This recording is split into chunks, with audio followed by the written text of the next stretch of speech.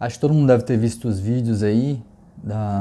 No Twitter era só o que se via, gente grudando aí na fuselagem dos aviões norte-americanos, tentando aparentemente fugir de um destino incerto aí, que voar na fuselagem talvez seja até melhor do que ficar no país. É chocante, pelo menos para mim foi muito chocante. Eu fiz algumas reflexões, quero compartilhar com vocês. Eu preciso pensar só como começar. Conscript reporting. Bem-vindo, meu nome é Felipe Curvelo. Eu queria te pedir só para deixar o like, se inscrever no canal, caso ainda não seja inscrito. Isso me ajuda muito, ajuda o canal a crescer e a mensagem a chegar em outras pessoas.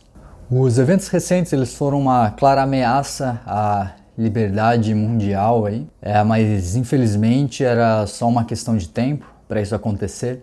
Estima-se que os norte-americanos gastaram cerca aí de 3,5 trilhões nessa guerra durante os 20 anos. E dados os imensos gastos que o governo norte-americano está tendo, dado a crise da pandemia e tudo mais, eles tiveram que fazer uma escolha, né? Como a guerra é muito cara e eles não conseguem imprimir dinheiro eternamente sem fazer com que a moeda se deteriore, eles optaram por cortar custo. E o custo, no caso, era tirar todas as tropas do Afeganistão. E por mais que essa decisão tenha vindo do Biden, acho que todos os presidentes nesses últimos 20 anos acabaram tendo uma parcela de culpa aí em tudo isso que aconteceu. Porque isso foi uma estratégia megalomaníaca de controle e de demonstração de poder que tinha como justificativa a guerra ao terror, mas que na minha opinião foi tão bem sucedida quanto a guerra ao tráfico. E essa decisão extremamente intervencionista e inconsequente não pensou na população que ia ser afetada por ela, né? E você vê que simplesmente, olha, a gente vai tentar,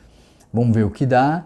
E, putz, não deu certo, acabou a grana, a gente vai embora. Não teve um plano estruturado sobre esses 20 anos. Foram 20 anos extremamente mal planejados. O fato de não ter um planejamento bem estruturado nessa saída deixou uma lacuna que foi ocupada agora pelo Talibã. E fazendo um paralelo, a gente tem uma situação até parecida aqui no nosso país. Algumas pessoas olham isso e falam, ainda bem que foi longe, ainda bem que é lá no Oriente Médio. Mas assim, a gente tem facções extremamente organizadas, extremamente poderosas aqui no Brasil. A gente tem um cenário de guerra aqui no Brasil. E por que o repente o mesmo cenário não poderia acontecer com a gente também? Já que a gente tem um estado extremamente despreparado, ainda mais um cenário político delicado igual a gente tem. Porque vamos lembrar de 2006, né? A gente teve em São Paulo as facções criminosas dominando e fazendo parar por vários dias a maior cidade do Brasil. Então o que impede que talvez esse mesmo terror não predomine de novo em algum momento? E talvez até de uma forma ainda pior. Mas assim, o Talibã,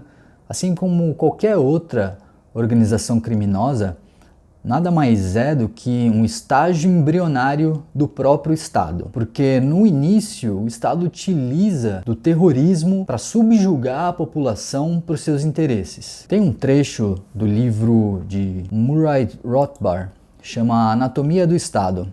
Um dos métodos de nascimento de um Estado pode ser ilustrado como se segue.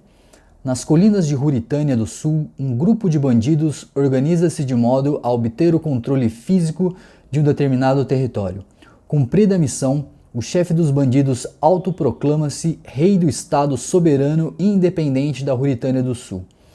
E se ele e os seus homens tiverem a força para manter este domínio durante o tempo suficiente, pasmem, um novo estado acabou de se juntar à família das nações.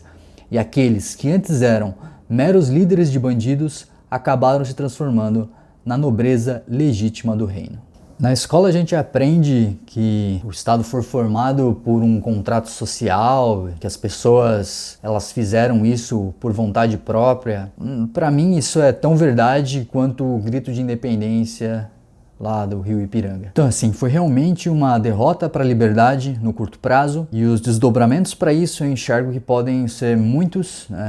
Primeiro, ondas diversas de violência e, é claro, vai depender muito do país que apoiar o Talibã nesse momento, né? Se de repente for a China, por exemplo, podem surgir entraves entre grandes potências aí. É difícil dizer, difícil afirmar o que realmente vai acontecer, mas o fato é que quem mais sofre aí é quem está no meio do caminho, que é a população, né? Só que não ache que todo mundo que odeia o Talibã. Tem muito apoio lá dentro. Muitas pessoas apoiam o Talibã e gostariam que continuasse esse regime. Porque quem não apoia está tentando fugir a qualquer custo porque sabe que vai vir uma ditadura por aí. Bom, e o que a gente consegue fazer para solucionar isso? No curto prazo, não muita coisa. Porque o que daria para fazer seria um acolhimento dos refugiados, né, que saírem de lá, acolher essas pessoas com o maior carinho possível. Mas fora isso, realmente não tem como a gente resolver o conflito com as nossas próprias mãos. Os Estados Unidos tentou, falhou miseravelmente. Não só os Estados Unidos, outras nações tentaram e não deu certo. Mas eu enxergo sim uma solução no longo prazo, que pode vir através da tecnologia. Porque o que torna o Talibã possível é o monopólio da força e, consequentemente, dos meios de produção, das leis, por aí vai. Mas cada vez mais tem surgido tecnologias que incentivam a descentralização de poder, como criptomoedas, redes sociais, mídias alternativas, e à medida que você dispersa poder pela sociedade, as organizações criminosas tendem a ter menos incentivo para existir, já que você está dando menos poder para elas. Elas têm menos poder de coerção, o que faz com que algumas atitudes não surtam efeito. Um exemplo recente disso é a Nigéria, que declarou que a moeda deles é inútil, porque o Bitcoin tomou todo o mercado. Então, se você pensa em ajudar essas pessoas, na minha visão, a melhor maneira é apoiar projetos que incentivem a descentralização. Porque é sempre bom lembrar que essas atitudes impensadas dessas grandes potências, achando que intervencionismo é o caminho certo, sempre surtem em um efeito colateral que vai disseminar para toda a sociedade. Espero que essas reflexões tenham te ajudado de alguma maneira. Muito obrigado por assistir até aqui. Até a próxima. Tchau, tchau.